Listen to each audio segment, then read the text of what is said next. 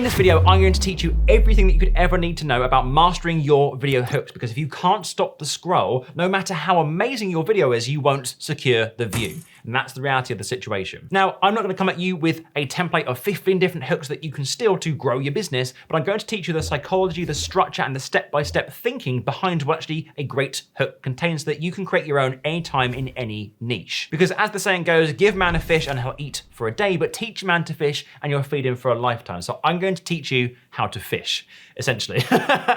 For context, I've been making videos for around a decade. I've worked with hundreds of the biggest brands in the world and made them millions in the process. And whilst the strategies that I've used to help them succeed have been perfected, ultimately none of the videos that I've created either for the brands that I've worked with or even my own content would work without a strong hook. Your audience are busy people, okay? They're scrolling through a feed that displays so much information so quickly, and they're incredibly overwhelmed with everyone trying to grab their attention. And I compare it to like a car alarm going off in a quiet neighborhood. Everybody's going about their day, they're busy, they're distracted, and they're not paying attention. And then suddenly, bam, a sound cuts through the noise. People stop, they turn their heads, not because they planned to, but because they had to, or because their brain registered it as an unusual, urgent, or unexpected sound, which is what we call in the industry as a pattern interrupt. That's exactly what a great hook does. It doesn't ask for attention by saying, oh, please watch my videos.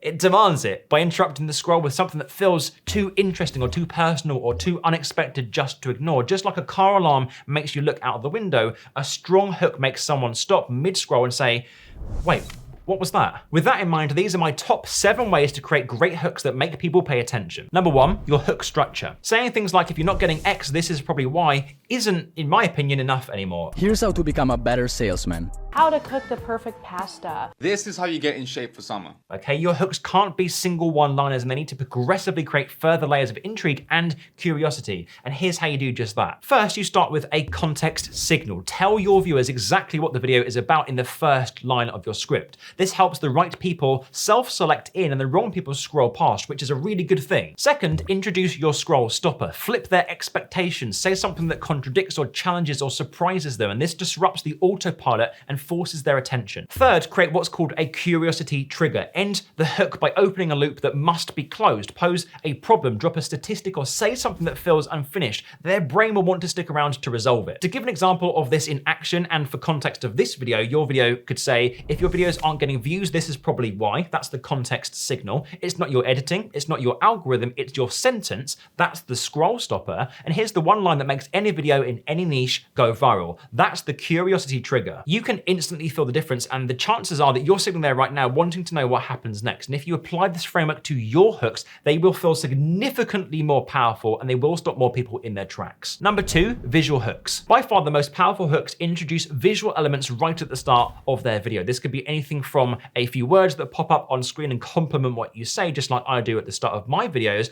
or to get a bit more creative with the production value of the video itself. Add more movement, use props and gestures, explore editing techniques like match cuts. These are really great ways to grab people's attention alongside the spoken word. Visual hooks work much better than just talking, because essentially you are stacking and layering all these different attention engineering elements together. But the key here is not to overdo it. You don't want to overwhelm the viewer and make them feel sick just because you've overused the movement aspect. Even something as a simple pinching in as you zoom into a video, or putting your camera in a bag for a different perspective, offers enough balance between visuals and spoken word, and that will get people hooked. Number 3, sound design. Now, I've covered more of the visual side of things and the structural side of things, but something to really consider is your use of sound design, and that's because we actually process audio faster than we process visuals. Use sharp sound effects, contrasting ambient noise, or bold music in those first few seconds, and you'll likely make someone stop and listen. You could use sound design in terms of a sudden silence followed by an impactful voiceover, or an abrupt music drop that instantly cuts through.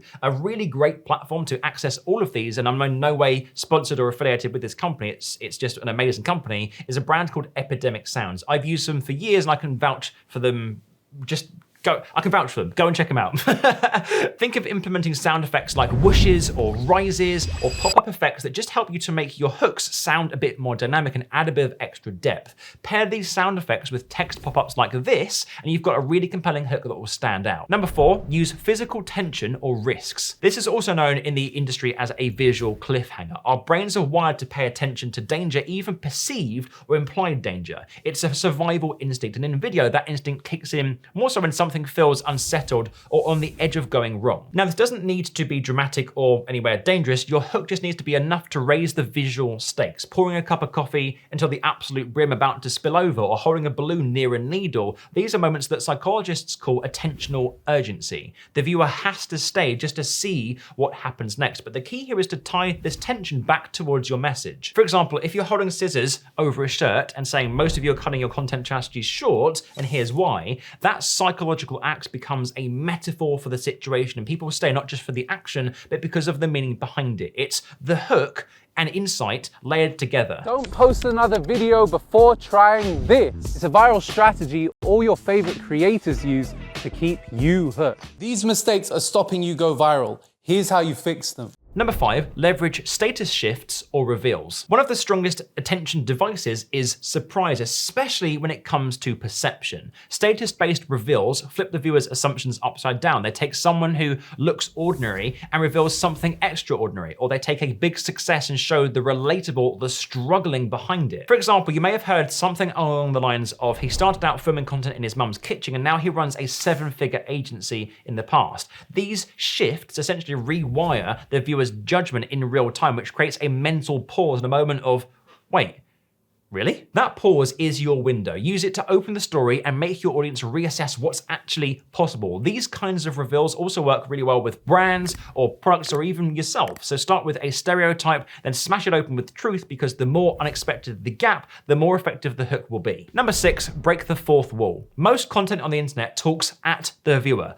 Endless scrolling of here's my 3 reasons why, or here's my secret content framework. But when you break that fourth wall and you start speaking to them, like you're sitting in front of them in the front room, it snaps them out of autopilot. Let me ask you a question.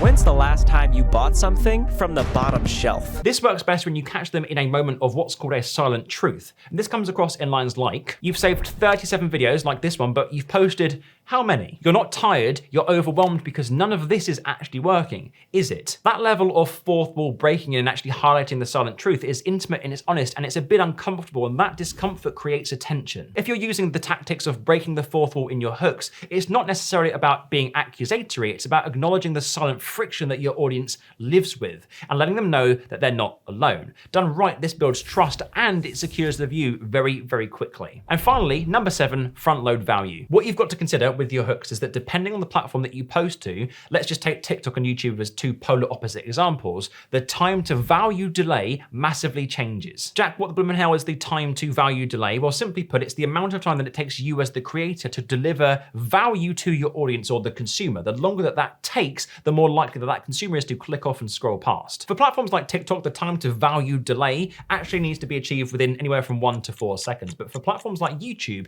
you can get away with and you can actually push that time to delay for as long as 2 to probably 5 minutes. And this is because people consume in very different states of mind depending on the platform that they're on. TikTok tends to be more boredom-fueled pain, which needs to be instantly relieved, whereas YouTube tends to be a little bit more forgiving because it's more focused on search, intent, and self-development. And depending on their state of mind when they're consuming this, they're either going to be less or more forgiving. My advice here would be to just get to the point of a payoff as quickly as possible. If you find that you're rambling, cut it all out in the edit and get to the point faster, because regardless of the platform, every second counts. And waiting 1 second longer could be the difference between people continuing to watch or people scrolling. Now, these are only a handful of ways to create thumb-stopping video hooks, and there are hundreds of other ways to do just that. I would know better than anybody. I've been creating videos professionally for over a decade, but what you need to do now are 2 things. First, you need to start to use any of these 7 hook tactics in your own videos, and second, you need guidance from other creators like myself, which is what we do inside the Content Club. It's my video community for small business owners who want to learn how to create better videos that they can use to market and grow their business. And if you want to check it out for yourself, the link will be in the first line of the description. Go and explore it and have fun. But if you're not ready to jump into the community just yet and take action, you can stay here for free and consume this video, which will help you to create better videos for your business. And if you're not subscribed to my YouTube channel already, go and do that. I post weekly videos that will help you to create better content to market your business for free. Go and check it out and stick around for the long term. And until then, I shall see you